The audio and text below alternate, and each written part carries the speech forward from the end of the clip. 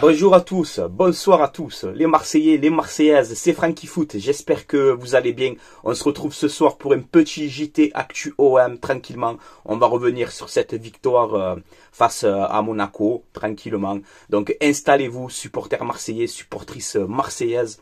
On va commencer ce petit JT. On est content ce matin, tu vois. Ce matin, je me suis réveillé content, tu vois. C'est une belle victoire comme ça de l'OM contre Monaco. C'était pas un match facile. On a droit au bonheur aussi de temps en temps, tu vois. Donc voilà, hein, l'OM qui s'impose hier 2-1 contre Monaco. Bravo pour les tifos, les supporters de l'OM. Franchement, bravo pour cette ambiance. Le aux armes de la fin avec cette victoire, cette célébration avec les joueurs et ces tifos, les gars. Allez l'OM, à la vie à la mort. Voilà, vous le savez que c'est ma phrase. Hier, quand j'ai vu ce tifo, les gars, quand j'ai vu ce tifo, j'ai dit on perd pas le match. On perd pas le match. Tu peux pas perdre le match avec ce tifo. Tu peux pas. Bon, ils n'ont pas marqué pour Franky Foot, hein. On se détend, les gars. Mais non, bravo, voilà. Quand j'ai vu ce tifo et tout, je fais, on peut pas perdre ce match, voilà. Donc non, bravo aux joueurs, hein. Hier, ils ont tout donné sur le terrain, on peut pas leur reprocher. C'est vrai on s'est pas créé tellement d'occasions non plus, c'est la vérité, y a pas de problème. Mais voilà, hier, dans l'envie, dans l'impact, dans les duels, tu voyais que, voilà, il y avait pas de pression. L'OM, ils ont tout donné sur le terrain. On perdait 1-0 à la pause, on est parti chercher cette victoire. On a mis 2 buts en seconde période. Donc, non, voilà, on est parti chercher cette victoire. C'était Monaco, c'était un grand match, un choc de la Ligue 1. Et voilà, c'est bien que ça tourne en notre faveur. Voilà, ça fait plaisir. Bravo aux joueurs. Je suis content aujourd'hui. On a vu aussi Paulo César, hein, légende, hein, les gars. Paulo César, hier avec Pablo Longoria, Ravanelli, tout ça. Donc c'est bien aussi de voir des anciens, de voir des légendes de l'Olympique de Marseille, de grands joueurs qui sont passés par ce club. C'est bien de les voir au stade, voilà. Et c'est ça Marseille, les gars. Regardez aussi ce message des supporters, hein, hier au stade. Fini la peur du Vélodrome. Ce soir, c'est les 3 points. Voilà, donc j'avais un peu cette pression aussi, hein, tu vois, de faire un résultat contre Monaco. Et c'est ce qu'on a fait. Voilà, on a pris les 3 points au Vélodrome. Une magnifique soirée. Et encore une fois, félicitations et un grand bravo à tous les supporters de l'OM. C'était, ouais, j'ai ressenti de l'émotion hier, surtout au coup de sifflet final. Je t'ai dit avec ce aux armes, cette joie avec tout le monde, le coach, les joueurs, le président, Ravanelli, Benassia, tout le monde, c'était beau de voir ça, voilà, c'était une belle communion, tu vois, c'était beau, voilà. Les notes des joueurs, les gars. Bon, l'OM en 3-5-2, hein, vous savez que j'adore cette compo. Il faut que Roberto De Zerbi continue avec ce système. Alors c'est vrai qu'il faut qu'on se crée un peu plus d'occasions. C'est vrai que Rabiot hier, je trouve que peut-être on a mal peut-être utilisé dans ce schéma. Il y a encore des trucs à travailler, mais voilà. Moi, je veux que l'OM continue avec la défense à 3 et au mercato, ben, se renforcer, hein, justement pour être encore meilleur pour la seconde partie de saison. Mais voilà, hier dans mon débrief, je t'ai dit que pour moi, l'homme du match, c'est Luis Enrique. Donc, il est noté à 7 sur 10. Mais Rouli aussi, bien sûr. Rouli, hier, incroyable encore. Chaque fois, il est décisif, ce gardien. Il est impressionnant. Donc, voilà les notes des joueurs. Dites-moi si vous êtes d'accord en commentaire. Mais hier, c'est vrai que le match de Luis Enrique, comme ça, en piston droit, contre Monaco, hein, on n'a pas joué contre Degen, tu vois. Là, c'est bien, voilà, Rouli, Enrique, tout ça, top, les gars, top. Le classement, donc on est deuxième de Ligue 1 avec 26 points. On est à 7 points, je crois, du Paris Saint-Germain. Dommage, hein, quand tu sais les points que tu as perdus contre Angers, tu vois, contre Auxerre. Tu aurais pris ces points-là. Mais bon, voilà, tu es deuxième, tu as égalité avec Monaco, tu es supérieur au goal average. Lille 4e, 23 points. Lyon 5e, 22 points. Là, il te reste 2 matchs. Tu vas à Saint-Etienne dimanche et tu reçois Lille au Vélodrome. Donc voilà, Saint-Etienne, il va falloir gagner. C'est faible, hein, honnêtement, c'est faible Saint-Etienne, mais bon, moi, voilà, faut pas s'enflammer, c'est pas on va gagner là-bas tranquillement, mais quand tu sais le parcours de l'OM à l'extérieur, où on est impressionnant, on fait partie des meilleures équipes d'Europe à l'extérieur. Donc oui, à Saint-Etienne, les 3 points, et contre Lille au Vélodrome, si tu arrives à battre le LOSC, c'est vrai que, voilà, c'est pas mal. Mais bon, on n'y est pas encore, la semaine elle est longue, on va apprécier cette victoire contre Monaco, on va laisser l'OM, tout le monde préparer ce match à Saint-Etienne. Chaque chose dans son temps, les gars. Mais voilà, tu es deuxième de Ligue 1, c'est bien. Voilà, on est sur le podium, c'est très important.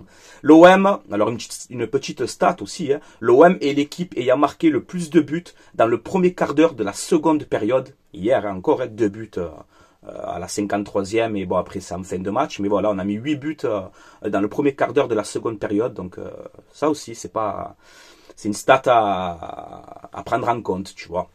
Ensuite, regardez les gars, Luis Enrique, hein, c'est vrai qu'il est critiqué de temps en temps. Ouais, Luis Enrique, bon. Mais les gars, 13 matchs, 6 buts, 4 passes décisives. Si je vous aurais dit, les gars, à la 13e journée de Ligue 1, on a Luis Enrique qui va mettre 6 buts et 4 passes décisives en 13 matchs, je m'aurais dit, ouais, Frankie, bien sûr, ouais, ça va, arrête un peu. Ben voilà, non, c'est bien. Luis Enrique, il travaille, il a des défauts dans son jeu, tout ce que tu veux, mais il se donne, il court, il fait des passes D, il marque des buts. C'est un jeune qui est en train de progresser. Il a prolongé son contrat à l'OM jusqu'en 2028 en début de saison.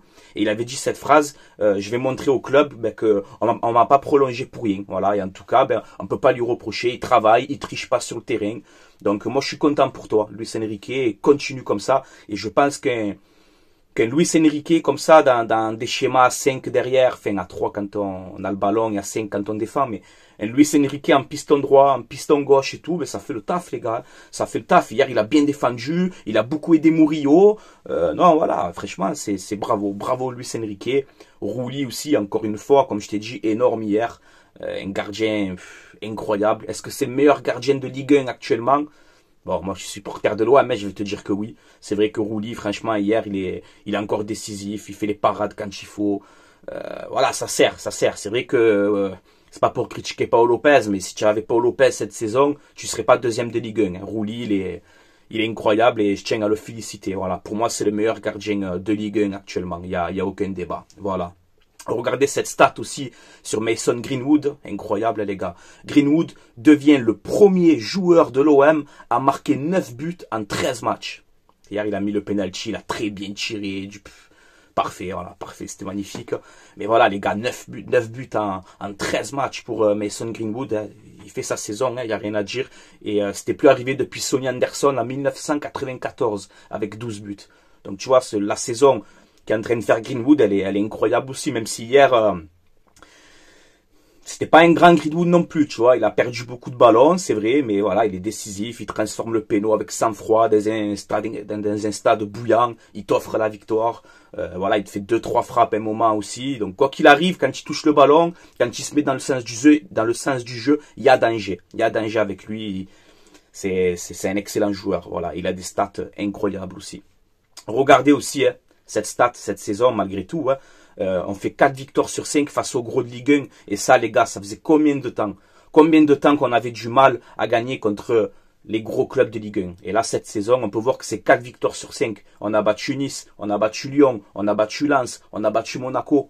Tu vois, seule défaite contre le Paris Saint-Germain. Voilà, c'est ta seule défaite contre les top clubs de Ligue 1. Donc ça aussi, tu vois, ça prouve qu'il y a des mauvaises choses cette saison, mais il y a de très bonnes choses aussi.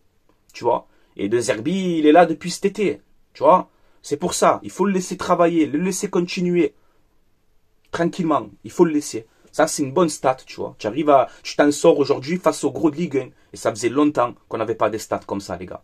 Donc ça aussi, c'est pas mal. Ensuite, on a une déclaration de Hadji Hutter, le coach de Monaco. Pareil, hein, hier, il a validé l'ambiance du Vélodrome. Il dit, ouais, c'est vrai que quand vous avez un stade comme ça, ben, ça pousse leur équipe. C'est la meilleure ambiance de Ligue 1. Donc voilà, même le coach de Monaco, il avoue que le Vélodrome, c'est quand on a un Vélodrome comme ça, normalement, il peut rien t'arriver chez toi. C'est quand il y a une ambiance comme ça. C'est pas moi que j'invente, c'est pas pour faire encore, ouais, les Marseillais, non, mais c'est la vérité, tout le monde le dit. Même le coach de Monaco, hier, il le dit, ce Vélodrome, il est exceptionnel. C'est exceptionnel, parce que c'est Marseille. Frérot, c'est comme ça, voilà. On a une déclaration de Roberto De Zerbi, après le match, qui te dit, ce soir, j'ai vu mes joueurs, j'ai vu l'équipe que j'entraîne, j'espère que bon, par rapport à la victoire au Vélodrome, il a dit j'espère que c'est le début d'une histoire importante avec le Vélodrome. Voilà, comme quoi il faut que les joueurs ils se libèrent de cette pression. Et hier, en tout cas sur le comportement, sur l'intensité, sur l'envie, il y a rien, on peut rien dire aux joueurs hier. Voilà, ils n'ont pas eu peur, ils n'ont pas eu les jambes qui tremblent comme contre Paris. Non, hier voilà, vous avez tout donné. Ce stage qui a fait l'Olympique de Marseille à Malmort, ben ça a porté ses fruits. Ça a porté ses fruits parce qu'hier on a vu un autre comportement sur le terrain. On a vu des joueurs qui étaient à la hauteur de l'ambiance du Vélodrome. On n'avait pas peur hier de Monaco. Voilà, et on mérite cette victoire. C'était pas parfait. Attention, je vous dis pas que c'est parfait, mais on mérite cette victoire. Ensuite, il te fait une déclaration aussi. Alors je pense qu'il était un peu à chaud, hein, mais il te dit je ne suis pas venu à l'OM pour être deuxième. Moi j'ai envie d'aller le plus haut possible. Moi être deuxième, ça n'a aucune importance. Bon, moi ça je pense que c'est de la com. Déjà être deuxième c'est très bien, mais je suis d'accord avec lui. Je suis d'accord avec lui. Il faut de l'ambition. Il faut être ambitieux. Donc là, oui, quand je vois ça, peut-être que voilà, il était un peu à chaud et tout. En gros, il te fait comprendre que, ouais, on est deuxième, c'est bien, mais moi, je veux aller, si je peux aller encore plus haut, ben, je vais pas m'en priver, quoi. Et on peut pas lui reprocher ça, De Zerbi. Il est ambitieux. Voilà. Et c'est bien d'avoir une coach comme ça, ambitieux. Moi, je valide cette déclaration, mais voilà, déjà, tu es deuxième, c'est bien, déjà. Tu vois, déjà, être sur le podium, c'est, bon, c'est logique pour l'Olympique de Marseille, mais c'est très important cette saison. Terminer dans le top 3, c'est une obligation pour moi. Voilà, les gars. Ensuite, les gars, regardez, hier, pendant le match, on a tous vu. Hein. Est-ce que vous avez vu, hein, Monsieur Clément, oh Clément Turpin, ça t'a fait mal, au cœur, hein, de siffler le péno en fin de match. Hein. Yamen, hein, de Mawissa, tu dois siffler penalty. Regarde-moi la tête qu'il a. Il est décomposé, il est en dépression. Il était dégoûté, Turpin, hier, de siffler le péno, les gars. Je vous le jure que c'est vrai, je l'ai même ressenti. Je l'ai ressenti à sa tête, il fait. Tu vois, je suis obligé, je peux pas les mettre marron, là. Je suis obligé de leur donner le péno. J'étais dégoûté hier. Comme j'étais content. Parce que tu as sifflé coup franc au début. Au début, tu as sifflé coup franc. Sauf que tout le monde l'a vu. La main, elle est dans la surface. J'ai attendez, il y a penalty, hein. Il y a penalty, oh, la tête qu'il fait, oh. Bien fait pour toi. Tu vois, tu as tenté quand même hier de nous le mettre bien profond hier. Tu as tenté, mais tu peux pas. Voilà. Parce que là, ça aurait fait encore une fois un scandale, tu vois. La main, elle est dans la surface, penalty. Point final. Mais on a tous vu ta tête, Turpin. Et là, j'ai vraiment ressenti, c'est pas une fixette. Là, j'ai vraiment ressenti que Turpin, il nous déteste, les gars. Je vous le dis. Regardez bien les images et tout. Regardez encore le replay. Regardez la tête qui fait Turpin. Il est dégoûté. Voilà. Voilà, ben c'est bien fait pour toi. Voilà, je suis content. Et je peux pas me le voir, cet arbitre, les gars. Je peux pas me le voir. 16% de victoire avec lui. Là, hier, on a gagné, tu vois, parce qu'il y a le penalty, heureusement qu'il nous a pas fait marron, tu vois. Mais on a vu ta tête, Turpin. Bref, bien fait, voilà, bien fait pour toi. Ouais, obligé, les gars. Les gars, aujourd'hui, à 19h, ouais, c'est ça, hein, 19h, tirage au sort des 32e de finale de la Coupe de France, en direct, sur Beansport. Alors, j'aurais aimé faire le live, je tiens à m'excuser, hein, pour hier aussi. J'ai pas pu faire le live, les gars, je vous l'ai dit dans le débrief. Je devais m'occuper de mes enfants et tout, donc, voilà, ma femme, elle était pas là hier soir et tout, donc voilà, j'étais seul avec les petits et je pouvais pas faire le live, m'occuper des enfants en même temps. Voilà, c'était l'anniversaire de la cousine à ma femme, donc ils sont partis manger, etc. Donc voilà, j'ai pas pu hier faire le live malheureusement. Et c'est vrai que j'aurais dû vous prévenir, vous laisser un petit message. Mais les gars, vraiment occupés à la maison avec les enfants et tout, je pouvais pas, c'était impossible. Donc je tiens à m'excuser. Voilà, c'est normal les gars. Mais ce soir, comme je t'ai dit, 19h, 32e de finale de la Coupe de France en direct sur Beansport. J'aurais aimé faire le live pour qu'on vive ensemble ce tirage au sort de la Coupe de France. Mais bon, c'est le temps que je finisse cette vidéo, que je fasse le montage, que je la publie, etc. Ça va faire trop long. J'aurai pas le temps de préparer le live et tout, etc. Donc, je referai une vidéo peut-être ce soir pour voir quel adversaire on va prendre pour ces 32e de finale de la Coupe de France. Ou alors j'en parlerai demain soir dans un nouveau JTOM tranquillement, les gars. Voilà. Mais en tout cas, je vais pas te dire peu importe qui on va tirer. C'est clair, si tu prends Paris ou Monaco d'entrée, bon, mais ça va être compliqué.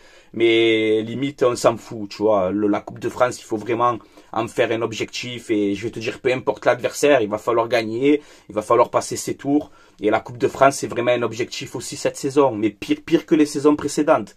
Là, t'as pas de Coupe d'Europe, t'as rien. Donc, il faut vraiment jouer cette Coupe de France à fond. Voilà. Donc, si vous voulez voir le tirage au sort, vous mettez Beansport pour ceux qui ont la chaîne. Ou alors vous allez, il y a les frérots, Raf Football, tout le monde et tout. Je pense qu'ils vont faire les lives et tout. Donc pour ceux qui n'ont pas la chaîne, allez suivre les frérots et voilà les gars. Je vais vous laisser là, la famille OM, tranquillement. Passez une bonne journée, une bonne soirée, tranquillement. Et oui, on est content aujourd'hui, on est content pour cette semaine. Et ça fait plaisir un peu, tu vois. Voilà, ça fait plaisir. Cette victoire contre Monaco, elle nous fait du bien. Voilà, bravo aux joueurs, bravo aux supporters, bravo à tout le monde. Force aux Marseillais et aux Marseillaises. Voilà. Avant d'arrêter cette vidéo, je fais vite une pub, les gars, pour mon partenaire. Le site de maillot, maillogo.co, c'est un site où vous avez des maillots de foot, saison 2024-2025, vous avez des maillots rétro à l'ancienne, vous avez des survêtements, des tenues d'entraînement, il y a quasiment tous les clubs, tu peux te régaler sur ce site, ils font une promotion les gars là, ils font une promotion jusqu'au 31 décembre, je te laisse mettre pause et lire en détail cette promotion, mais tu peux avoir jusqu'à 4 maillots offerts. Donc voilà, n'hésitez pas, hein, Noël approche, si vous voulez faire des cadeaux, etc. C'est le bon moment. Livraison à peu près entre 15 et 20 jours, le temps de livraison. Donc voilà, si tu veux commander et recevoir avant Noël, ben, tu peux le faire maintenant. Si vous commandez, vous utilisez le code promo Franky, F-R-A-N-C-K-I, et vous aurez moins 15% de réduction sur votre commande. Voilà les gars, tout est indiqué dans la description de cette vidéo. C'est un site très bien, il n'y a pas de problème les gars. Voilà.